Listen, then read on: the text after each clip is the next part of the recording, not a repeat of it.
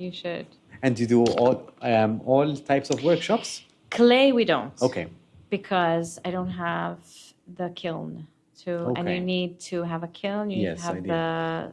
the rotary the table, rotary I'm not sure what it's tables. called. If it's air dry clay, then you'd have to let it dry for 24 Yes. hours. So in practice, that one doesn't work so well. So yeah, we don't do clay. Not yet. Too bad. Not yet. Okay, all right, okay. Not yet, no. I've learned to say not yet. So. Fair enough. Lauren, I've been asking some questions to you, and I promise you that this won't be like an interview kind of thing. So I was wondering whether you'd have a question for me. So let's see. What made you want to start podcasting? All right. So I started podcasting because I've always enjoyed having conversations with people, and if you end up conversing with the same people over and over again, I mean, there's nothing wrong with that, but you don't grow as an individual. You hit a glass ceiling of sorts, and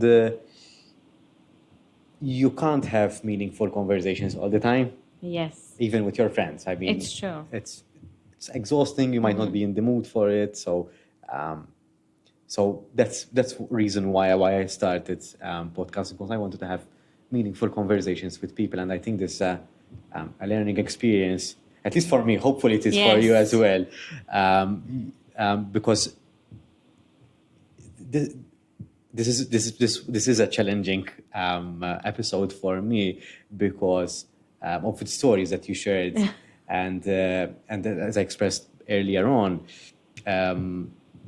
I could feel, but I couldn't really relate to it, and I'm sure that you get that a lot because it's a very unique experience. So, but I appreciate being put in that kind of situation because it means that I'm seeing myself from a different point of view. Yes. And how I behave and how I respond to it makes a whole lot of difference. Anyway, so that's reason number one. Reason number two, I wanted to make the concept of personal growth accessible to people. Okay. I think we've discussed this on our call. I think we've become, and there's nothing wrong with this, but I think we've become overly reliant on medications and psychological support. And I've said that my background is psychology, and I think there is definitely a space. At the same time, I also believe that we underestimate ourselves to the point that we don't feel that we are self-reliant enough. And yes, we might need help. And if that is the case, then we should seek it, and we should have the courage to seek it. But I'm taking it from a different point of view that, hey, you might have the skills and the tools to tackle that. You just need to perhaps sharpen the tools or use the tool in a different way that it might work for you. And you might use it concurrently with therapy. I mean, therapy, if you go to a therapist, they will give you exercises to do so that you can, at the next session, be able to have a conversation to see what works and what not. Yeah. But some people might fail to do that homework because they don't know from where to start. Yes. So through the podcast, I'm tackling that societal situation from that angle.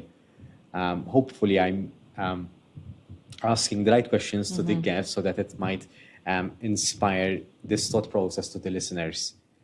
So in my full-time job, I work in HR full-time, and I'm also building up my own business when it comes to providing corporate training to companies when it comes to leadership, team management, and mental health at the place of work. So the podcast is a diluted version of that. Okay. So it's a language that everyone can understand and perhaps relate to some extent. Very interesting. So that Very was good. But it's very good to be able to, take all of that and adapt it in a different way and like apply it in something that's useful. So well done. It's really good. It's a really good idea. I like that the tools I think are such an important part of therapy and psychology because we can talk and talk and talk. And in fact, going back we've gone to therapy many times, but this boy, when he was young, he started telling the therapist what they wanted to hear. Yeah. So I kept insisting, like, you need to give him the tools, or rather, I need to give him the tools. And even when he was in a very bad place, I sought help to be able to know how to give him those tools myself, because at the end of the day, he's with me all the time. So I need to know how to Yes. deal with these things. So coming back to that, it's very important that you're taking and putting it all together like this. Well done. It's a really good job. Really Thanks. good. I think we do underestimate ourselves, and I think the one thing that it frustrates me honestly, because we feel that if we go to a therapist or a psychiatrist or any professional, we feel that they have some kind of magic wand, that if we go there, we after a session or Solves a all your couple of sessions, it problems. solves all it doesn't work out that way, unfortunately, and it's a very tough reality check, unfortunately. And it puts pressure, I think, on therapists I have or counselors. I have close friends who are in Yes. that profession. It puts pressure because you're seen as the Merlin. You're there to solve a problem which is not yours, and I'll elaborate on this. I think therapists are guides or facilitators, that they will guide you through the intricacies of your mind. But you need to be willing to put in the Yeah, work. definitely. And I think people just need a quick fix. Yeah, that's why I'm here. And again, not everyone is willing to do the work. No. So that our discussion, this podcast, might not apply to everyone. It applies to you if you're willing to do the work. Yes. Yes. Because if not, it might be perhaps an enjoyable listen. Exactly. But I like to hope, let's say, I like to hope that it sparks something, Yeah. and changes something in someone. So, And if it's not now, it might be in the future as well, because I'm not sure if it happened to you. Yeah. Sometimes we might listen to something or hear something, and we put it in a box, Yes. in a cabinet, Yes. and then years later, it might hit. yeah. It might hit. I remember that conversation that I had with someone, and it hits there.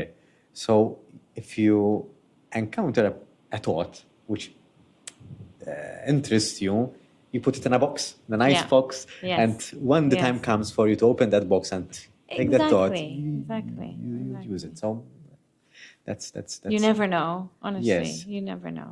definitely.